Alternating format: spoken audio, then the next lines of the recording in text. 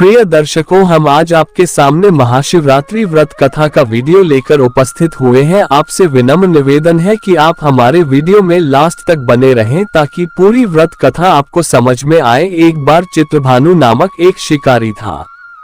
पशुओं की हत्या करके वह अपने कुटुंब को पालता था। वो एक साहूकार का ऋणी था, लेकिन ऋण समय पर न चुका सकने पर क्रोधित साहूकार ने उसको शिवमठ में बंदी बना लिया। संयोग से उस दिन शिवरात्रि थी। बंदी रहते हुए शिकारी मठ में शिव संबंधी धार्मिक बातें सुनता रहा। वहीं उसने शिवरात्रि व्रत की कथा भी सुनी। संध्या होने पर साहूकार ने उसे बुलाया और ऋण चुकाने के लिए पूछा तो शिकारी अगले दिन सारा ऋण लौटा देने का वचन दिया। साहूकार ने उसकी बात मान ली और उसे छोड़ दिया। शिकारी जंगल में शिकार के लिए निकला, लेकिन दिन भर बंदी गृह में रहने के कारण भूख प्यास से व्याकुल था। सूर्यास्त होने पर वह एक जलाशय के समीप गया और वहां एक घाट के किनारे एक पेड़ पर थोड़ा सा जल पीने के लिए लेकर चढ़ गया, क्योंकि उसे पूरी उम्मीद थी कि कोई न कोई जानवर अपनी प्यास बुझाने के लिए यहाँ जरूर आएगा।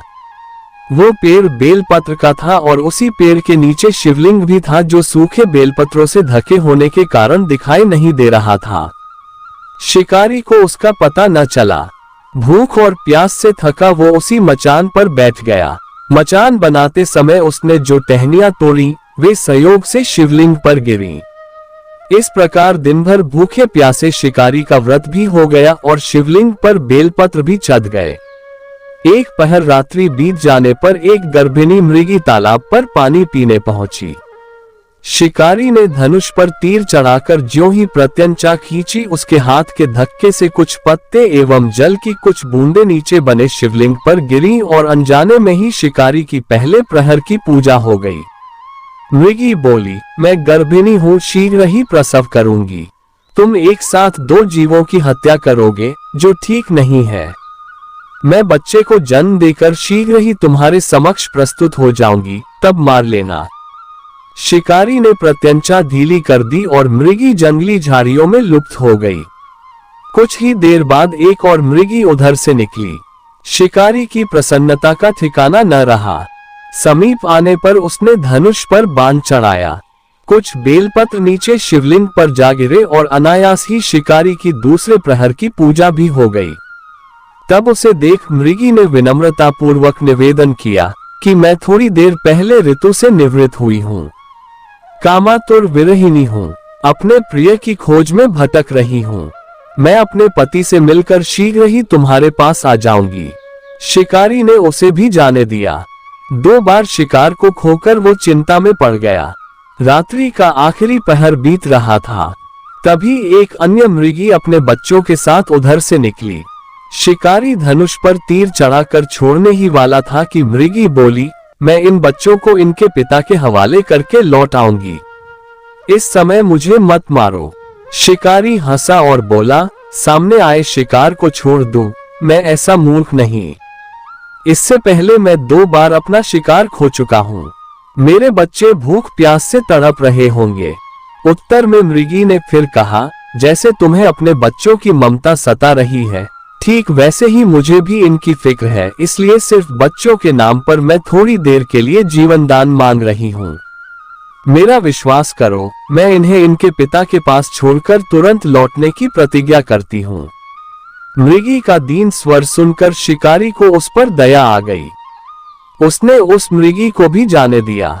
शिकार के अभाव में बेल वृक्ष पर बैठा शिकारी बेलपत्र तोड़ तोड़कर नीचे फेंकता जा रहा था।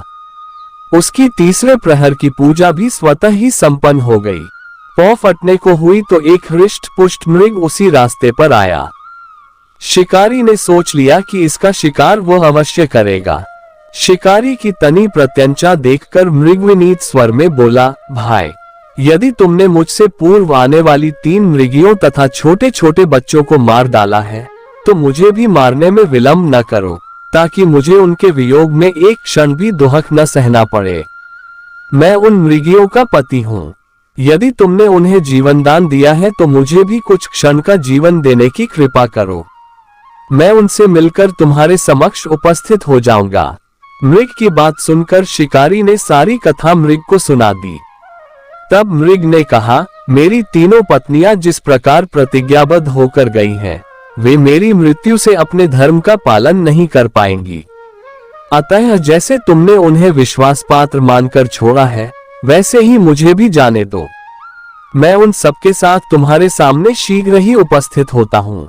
उपवास, रात्रि जागरण तथा शिवलिंग पर बेलपत्र चढ़ने से शिकारी का हिंसक हृदय निर्मल हो गया था। उसमें भगवत शक्ति का वास हो गया था। उसके हाथ से धनुष तथा बाण छूट गया और उसने मृग को जाने दिया। थोड़ी ही देर बाद वह मृग सपरिवार शिकारी के समक्ष उपस्थित हो गया ताकि वह उनका शिकार कर सके, किंतु जंगली पशुओं की ऐसी सत्यता, सात्विकता एवं सामूहिक प्रेम भावना देखकर शिकारी को बड़ी ग्लानि हुई। उसके नेत्रों से आंसुओं की झड़ी लग गई। उस मृग परिवार को न मारकर शिकारी ने अपने कठोर हृदय को जीव हिंसा से हटा सदा के लिए कोमल एवं दयालु बना लिया। देवलोक से समस्त देव समाज भी इस घटना को देख रहे थे। उसके ऐसा करने पर भगवान शंकर ने प्रसन्न होकर तत्काल उसे अपने दिव्य स्वरूप का दर्शन करवाया तथा उसे सुख समृद्धि का वरदान देकर गुह नाम प्रदान किया। यही वो गुह था जिसके साथ भगवान श्री राम ने मित्रता की थी और भगवान श्री राम को नदी पार करने में उनकी सहायता की थी। इस प्रकार महाशिवरात्रि पूजन पौराणिक व्रत कथा समाप्त हुई। प्रिय दर्शकों, ये कोशिश आपको कैसी लगी? अगर यह कोशिश आपको अच्छी लगी तो कमेंट में जरूर लिखिए। हमारे YouTube चैनल श्री निर्मल ज्ञान गंगा को सब्सक्राइब करें, वीडियो को लाइक करें और अपने दोस्तों को अधिक से अधिक शेयर करें। जय श्री कृष्णा।